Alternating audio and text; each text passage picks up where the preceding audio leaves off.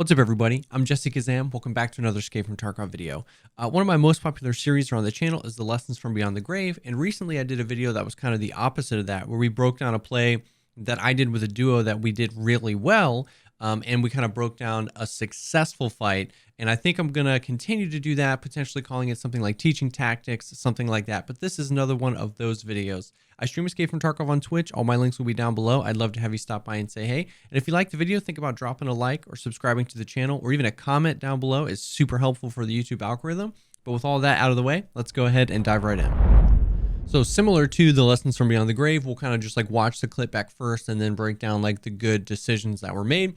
The setup here, so I'm just on customs. I rush dorms. It's a little rainy. I know scav bosses here. They're on the 3rd floor. I've killed 2 of them. And before I push back up, I kind of fell back down to 2nd floor to reload. I start hearing bushes outside, and I know it's players. So, you know, I'm waiting on the audio if scav boss is going to try and pull anything.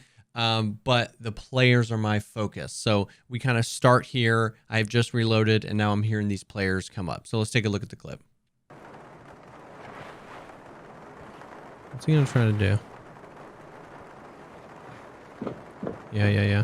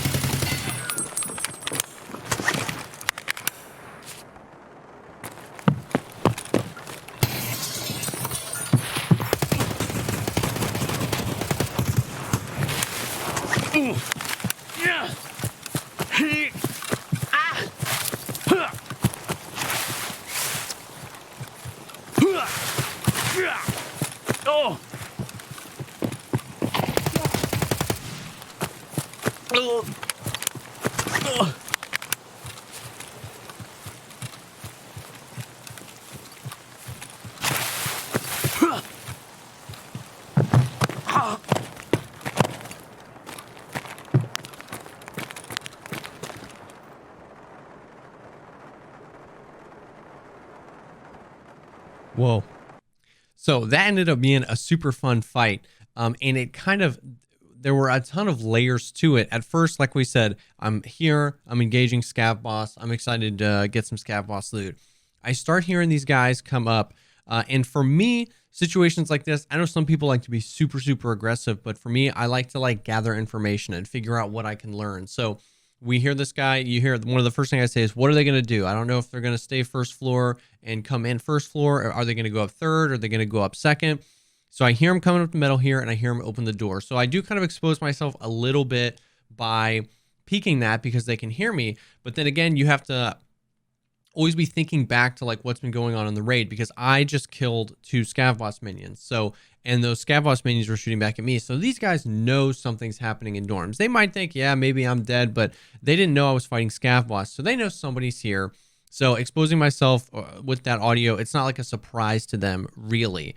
I'm trying to figure out what I want to do here. And here is when I really realized that there's at least 3 of them, because I know somebody has come up here on this metal, and I start hearing like multiple different bushes. So at this point, it's like I kind of quickly peek back in here because I'm like trying to figure out what play I want to make. I don't want too much time to go by and them to be able to like split up and get all over the place and start to flank me.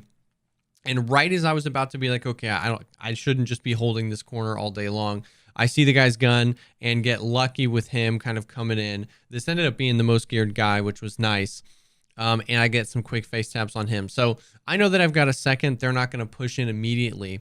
But this is kind of, this play right here is kind of what this video is about, is using the verticality and the different access points to where you want to go to really your advantage. If these guys have been playing Tarkov, if anyone's been playing Tarkov for a long time, they know the standard entrances and exits. On 2-story, you can go out both sides. On 3rd story, you can get up out on the balcony or go out the side, or you can run down to 1st. So they're probably splitting to cover those entrances or exits or trying to flank via one of those. But I was able to break the glass, jump out of here, and really catch these guys by surprise. Now, it turned out that I ended up dropping between two of them, which was definitely not something I intended. I didn't know that there was one on both sides.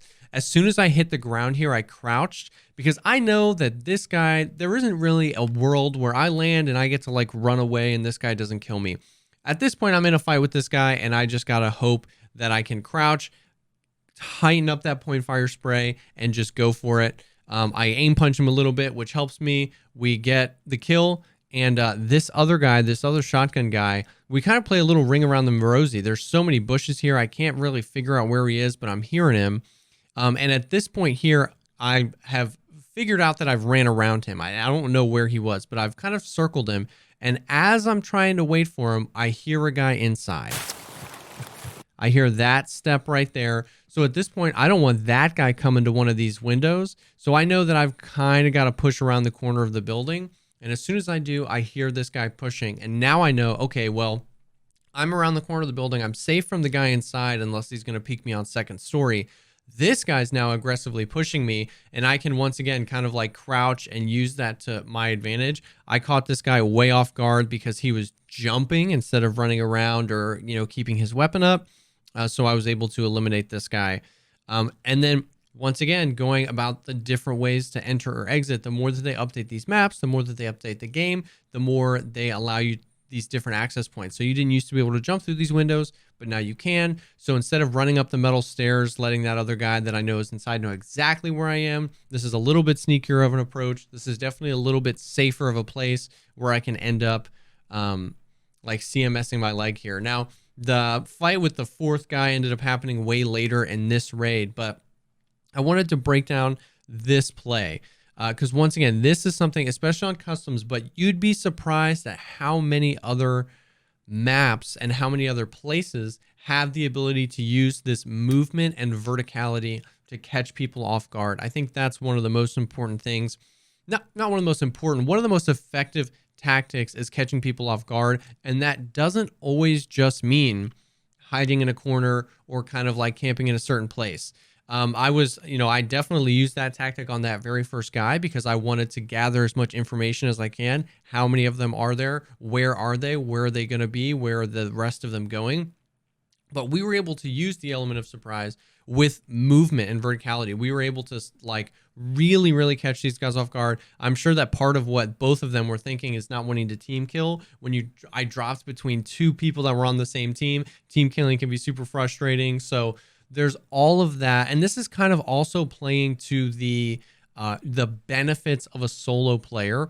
When I'm in a situation like this, I know as a solo player, every single enemy I come across, I can shoot. That's just how it goes. I know that anything I can shoot. And with them, with the big group, it turned out to be 4 of them. I eliminated 3 with this play.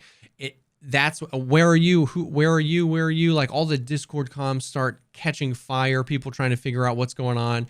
And I was able to basically just constantly and efficiently just move around and kill everything I see. So I just kind of wanted to break this down. It was a play I was excited about that ended up working out really well, but verticality and quick movement can be used to your advantage. I liked that this play kind of encapsulated both.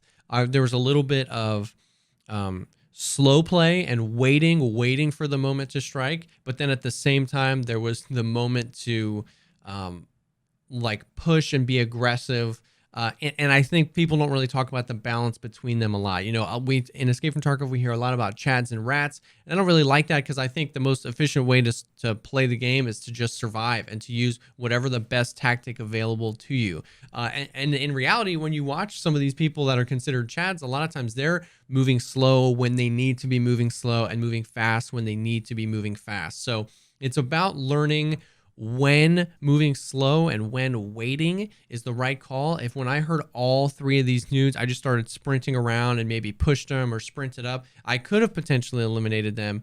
But at the time, if I had immediately started sprinting or pushing this guy when I heard the first one, I would have been unaware that there was actually 4 of them. So playing it slow, using the advantage of it's dark in here, I've got a corner to hold, that was able to be used to my advantage. And then when it all breaks out, and I know they know where I am. You know, they know that probably what type of gun I'm using at this point. I can be aggressive and move around. So yeah, that's it. The kind of focus of this whole play was learn when to play aggressive, learn when to play slow, and then quick movements, verticality, and knowing how to enter and exit a building or any sort of cover in unconventional ways can oftentimes net you a victory. So I hope that you guys like this type of video as opposed to just lessons from beyond the grave. I've got a lot more clips of me dying than me executing cool plays like this, but when we do, I think it's cool to kind of break this down from the other side as well.